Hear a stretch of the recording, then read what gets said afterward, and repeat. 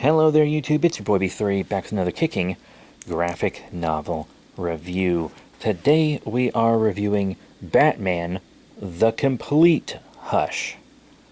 Forever ago, and I do mean forever ago, years ago, it seems like, we reviewed the Batman Hush trade. But my copy is so worn down because I've read it so many times and I've lent it out to so many people that it literally has pages that have completely come out of the binding, and I still have it because I can't bear to throw it away. But I needed a new copy because mine was literally falling apart. So I got this one, Batman: The Complete Hush. Not to be confused with Batman Hush 15th Anniversary Deluxe Edition. This is The Complete Hush, which is Batman Hush, but with a little extra bonus. Now, this is my favorite Batman story ever written, and I'm reviewing it again because I basically want to be like, is it worth more money for this complete version? Is that worth more money?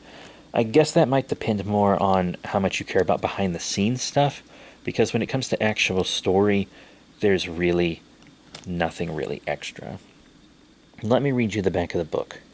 Gotham City is infected by a crime epidemic, and all of Batman's enemies have emerged to throw his life into utter chaos.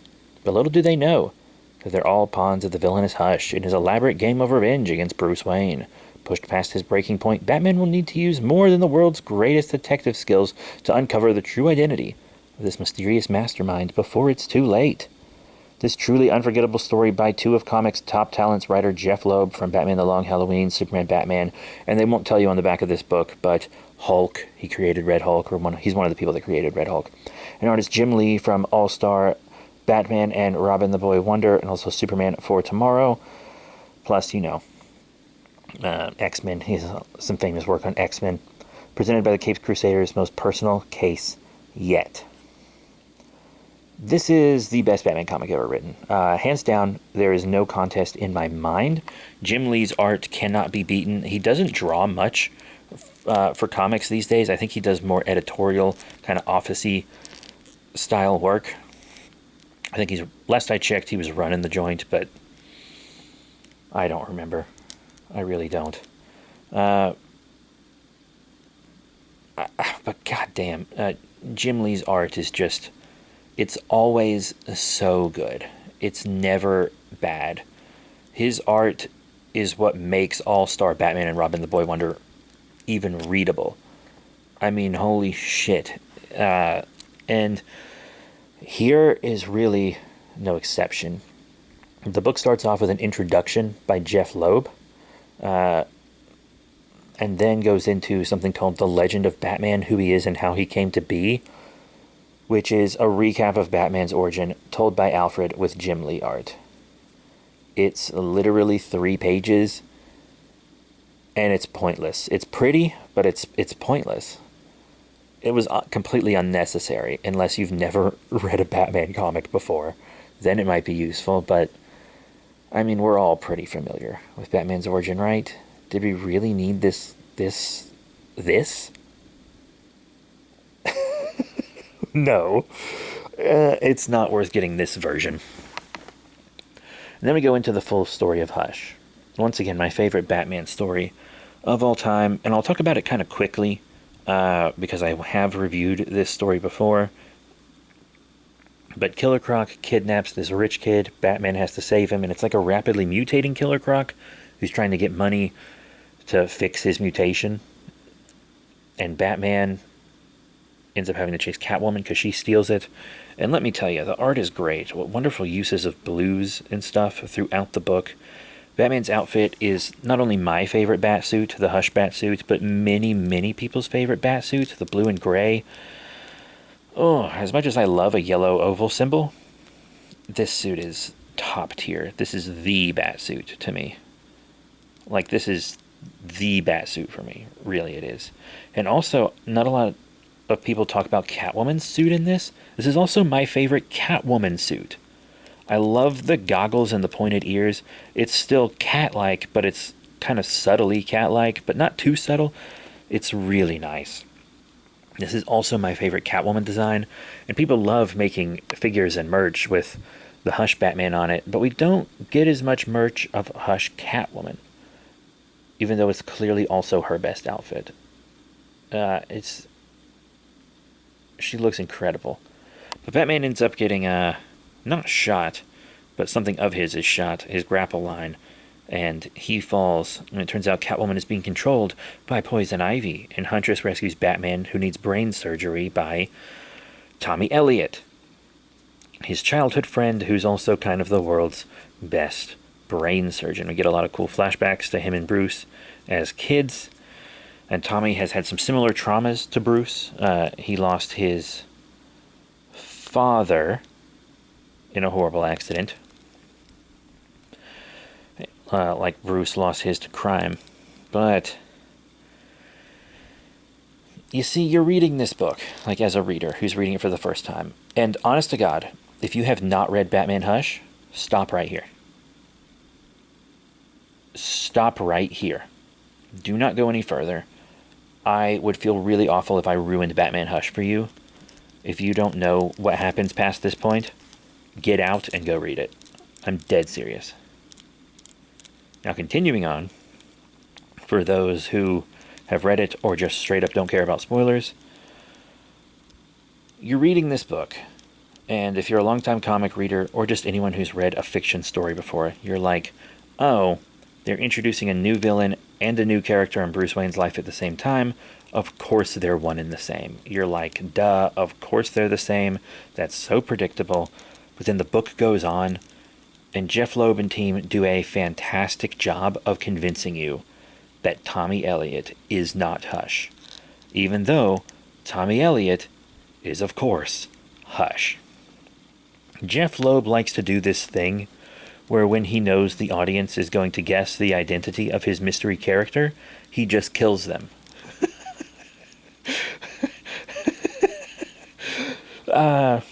It's kind of household knowledge who Red Hulk is at this point, so I'll use it as an example, because it's the best example. People thought Red Hulk was going to be General Thaddeus Thunderbolt Ross, and it was. It took years to find that out, but that's who it was. So what Jeff Loeb did was show Thunderbolt Ross talking to Red Hulk at the end of the first story Red Hulk was in to confuse people, and then had Red Hulk kill Thunderbolt Ross. That's what Jeff Loeb does. If you start to suspect who his character secretly is, he just kills them. But he is really good at keeping you guessing. He did it in The Long Halloween. I don't think he killed them in The Long Halloween. He just really kept you guessing. I have reviewed The Long Halloween. Check out that review. I think I've reviewed it. I need to review the sequels and stuff. I've read them. I have them. But yeah, it's God, he's really good at it, because you start reading this book and you're like, of course it's Tommy Elliot, but he really convinces you that it's not. This is also the book with the very famous kiss between Batman and Catwoman, which is a full-page panel that is just magnificent. They also go to Gotham in this. This is a pretty famous Batman-Superman fight as well, when Superman is being controlled by Poison Ivy. This is a fight that has been recreated before in movie form. And I think there's an episode of Batman Brave and the Bold where the fight against a red kryptonite exposed Superman is kind of a mixture of The Dark Knight Returns and this fight. If I remember correctly, I've been watching through Brave and the Bold recently, but I haven't gotten to that episode. I haven't seen it in a while. But so many characters appear in this. Harley Quinn, the Joker, Huntress, Clayface. Clayface is also kind of a spoiler, because this is before Jason Todd comes back to life during Infinite Crisis. Well, that's not entirely true. Jason Todd comes back to life during Infinite Crisis, but we don't know that yet. This is...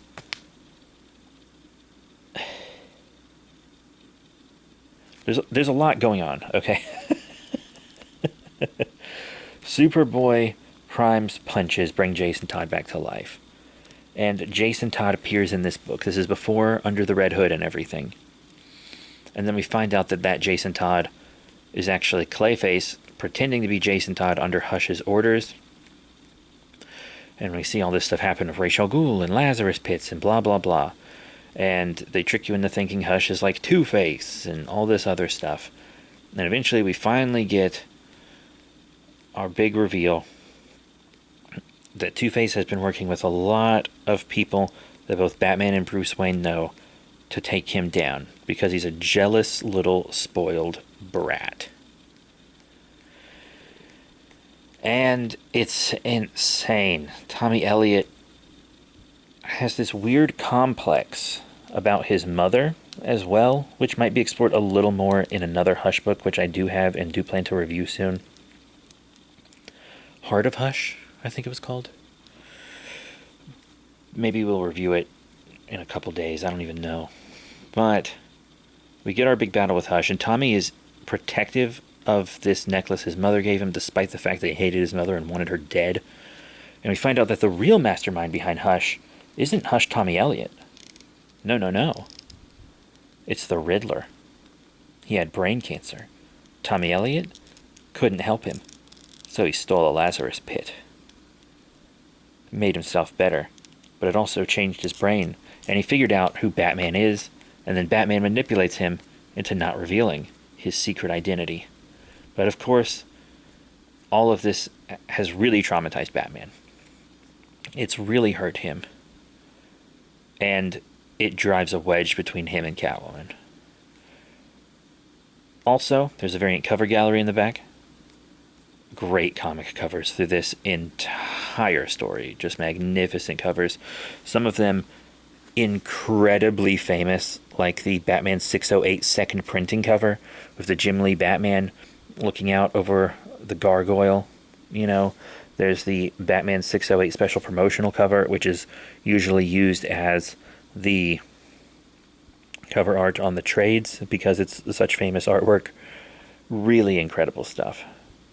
Just a truly incredible book. And then there's an afterword in the back by Jim Lee with a couple tiny biographies. So, the question I wanted to really answer is this worth getting over the regular Batman Hush trade? Not particularly. I mean, I got it dirt cheap on sale, and mine was falling apart. This one serves as my digital copy, so now I have a physical copy and a digital copy, which I do with a lot of my favorite trades. Sometimes I'll get the omnibus version digitally or something, and then have the singles physical or whatever. It doesn't matter. But if it comes down to this and just a regular Hush printing, and the regular Hush printing is cheaper, I would go with that. The forward and afterword, you can probably find a lot of that same info online for free. And then the 3-page origin of Batman is kind of pointless. Once again, in my opinion, this is the best Batman story ever written with some of the best Batman art ever drawn. It's perfect. Like, I literally have no notes on story or art or anything. It's perfect. But an expensive, complete edition reprint and stuff, DC's always trying to get people to buy books that they already have. And this is not an upgrade. If you're like me and your copy of Hush is literally falling apart and you need a new one, sure, get a slightly different version just for something a little different, That's what I did. But it's really not necessary. It's not much of an upgrade if all you care about is the Hush story itself. So that's it. Thank you all very much for your support. Remember to rate, comment, and subscribe. Check out all the cool links in the description below. Facebook, Twitter, etc. And I'll see you all next time. Bye for now.